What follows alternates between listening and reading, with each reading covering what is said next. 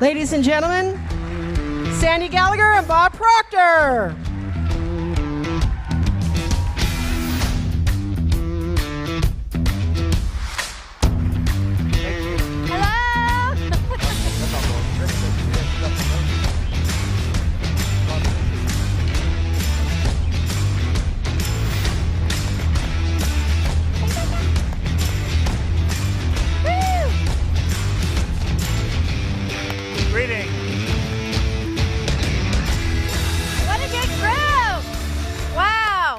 What a good group. Are you guys ready for this? Yeah? Now, how many first-timers here? First time at one of our events. Stand up. I can't see you. Oh my gosh, turn around. Look at this. This is amazing. And I'm so excited about this. I'm also wondering how many streamers this is the first time. This is the camera that talks to the streamers. I want everybody to stand up. With this room and the streamers, we have over 4,000 people tuning in from 111 countries.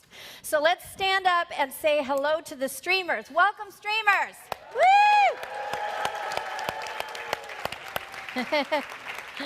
That is so cool.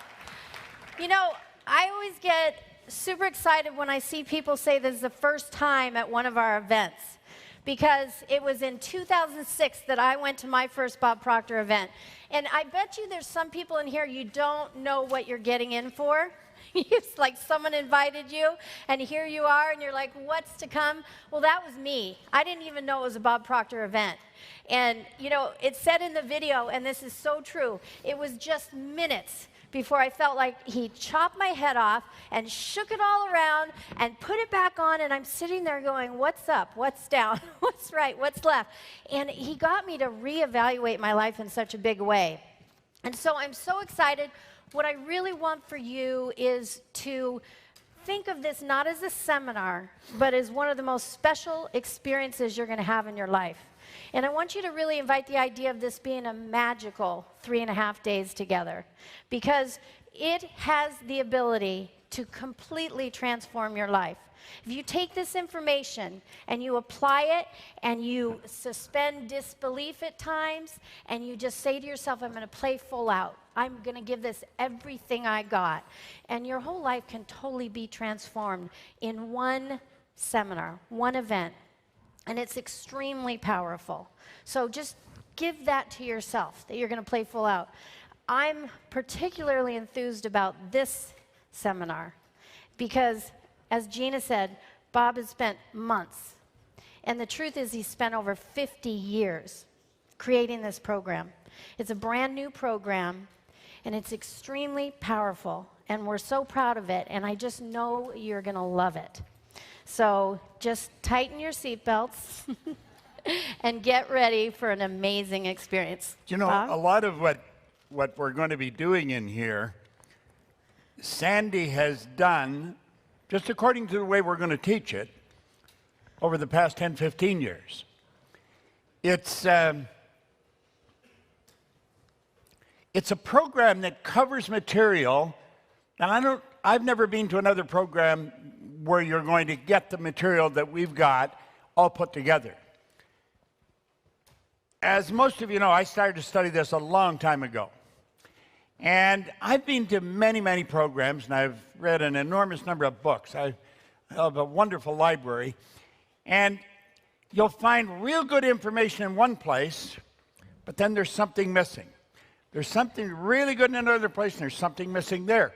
And I have found what we've done is put together information here that I think you're going to start to understand why there's such a very small percentage of the population that really make it.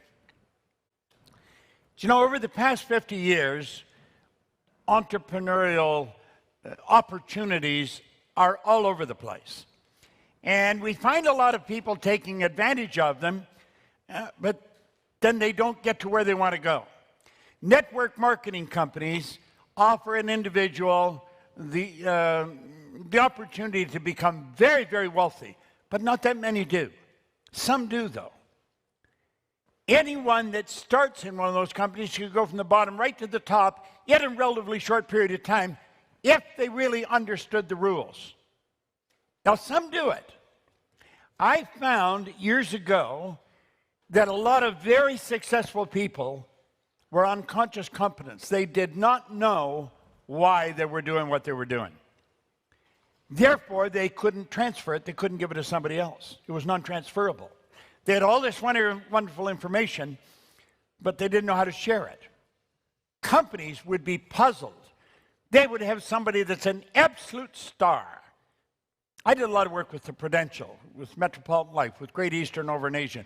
The big insurance companies, they would hire people, and some of them go just like a rocket right to the top. Others, they just get off the ground and then they'd stay there. And everybody's puzzled, why don't they go where they want? The path is there and it's very clear. Now, we've done a number of seminars on paradigms, and the paradigm, of course, slows us down. And it'll bring us to an abrupt halt if we don't do anything with it. If we could flip the screen on here for us, please. There we go.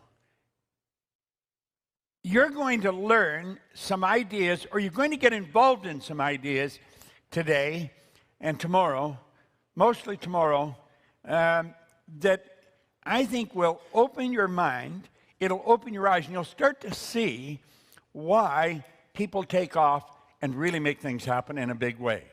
But they're in the minority. I was living in England, I was earning a lot of money, and I had absolutely no idea why I was. I was cleaning offices. I was cleaning a lot of offices in a lot of different places. But I couldn't tell you why I was doing well. I thought I was in the cleaning business. I wasn't in the cleaning business at all. I was in this business. I was helping cleaners set goals, figure out how to get a better car, bigger, nicer home. And one day I asked, how did I start winning like this? And I couldn't answer it. I couldn't even find anybody that could tell me. See, I was doing well and I didn't know why. I fell into the category that most successful people fall into. I was an unconscious competent. And so I made up my mind I was going to try and figure it out. And I started to study, and I couldn't find anyone that could really explain it properly. But I found a team of people over the number of years. It took me 9.5 years. And there was probably 4 or 5 people that were involved, different teachers that helped me get the dots to connect. And when I did, all I wanted to do was share this. And I think you're going to find you're going to want to do the same thing. As you start to understand this, all you want to do is share it with other people. It's so simple, it's so obvious, and yet it's missed by almost everyone. If you're very successful now, and I know some of you are, you'll start to see why you are. If you're giving it everything you've got, and you know you're pretty sharp, and it's not going anywhere, you're going to understand why it's not. Now, when I look at this quote of Albert Einstein, it was right in the first page in your book. When I look at it first, and thinking of this seminar, I got thinking of you, of Sandy. Sandy came to our company. She was, you could say, an out-of-the-box kind of person to come into this business. She was a securities attorney, working with numbers, with regulations, government regulations, working with banks, merging banks, turning them public, all that kind of work. And it was all very left-brain work. Of course, lawyers are left-brain people. And here she was getting into something where we were working with the other side of our brain.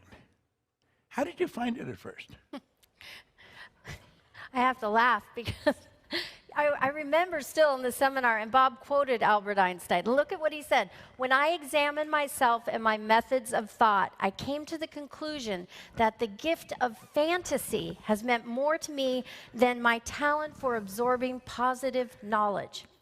And so when I came to the seminar, you know, I had a Juris Doctorate, I had all kind of master's degree and a bachelor's degree, and I was practicing law. And I remember Bob asked me how much in deals had I done during my career.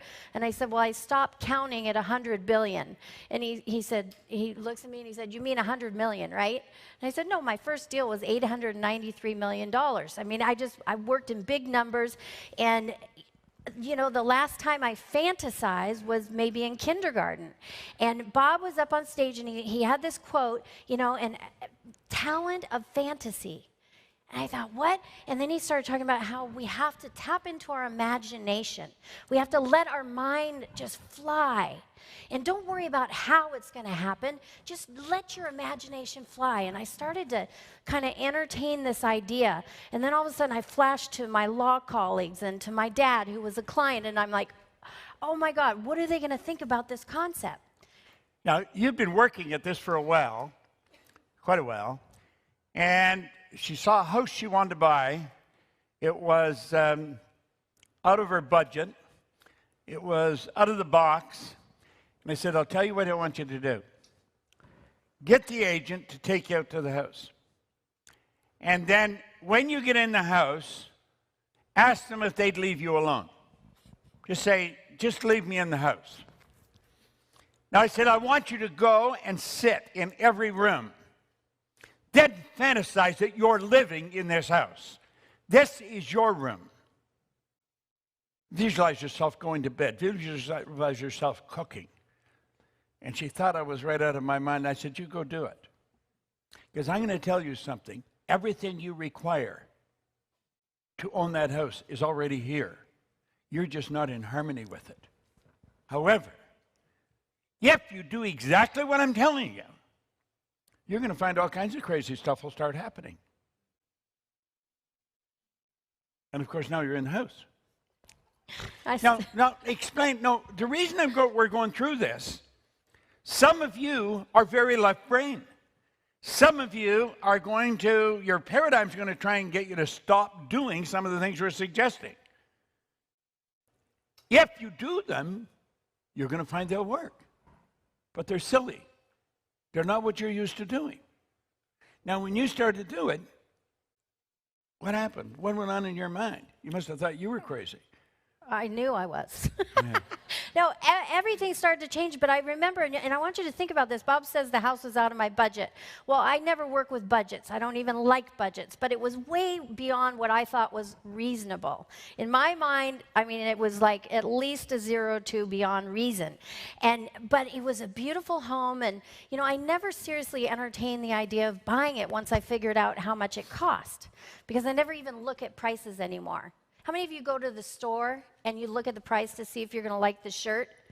You know, you look at the price. If it's in the price range, you're going to look at it. Well, I would do that with houses. I'd look within a certain range, and that's all I'd look at.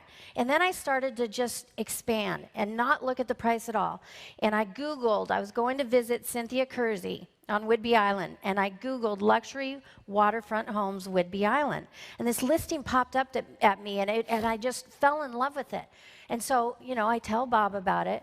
He tells me, go make an appointment, go see the house. So I did, and I saw it, and then I called him, and he said, well, what'd you think? And I said, oh my God, I loved it. It was like it was built for me.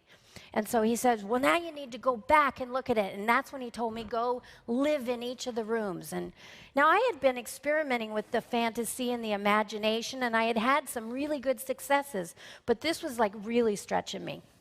And so I did it anyway, because he kept saying, do you believe what we teach? You know, and he's like, you've got to do this. So I go there, and I go into each room. Well, first off, the realtors are following me around, trying to sell the house.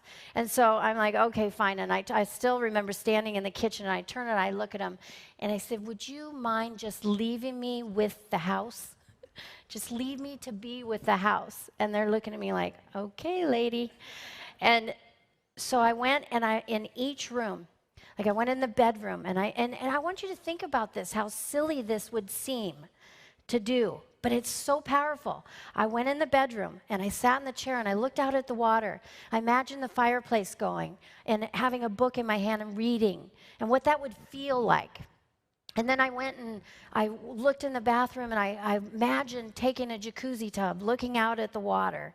And then I went and used the restroom, just pretending like what am I doing? I'm using my fantasy, my talent of fantasy, to feel that this is a real experience. And then I go into the great room in the kitchen, and I imagine my family there. And we're having Christmas dinner, and I can hear the conversations we're having. And the more I start doing this, the more vivid it becomes, and the more I really start to feel it. And it became so real. And so I saw the whole house, and then called Bob up. Well, what'd you think? And I said, oh my God, I loved it. I could really imagine living there. And he's like, okay, now here's what you have to do. Now keep in mind, I didn't have an offer down on this house at all, no contract. And he says, now you need to create an invitation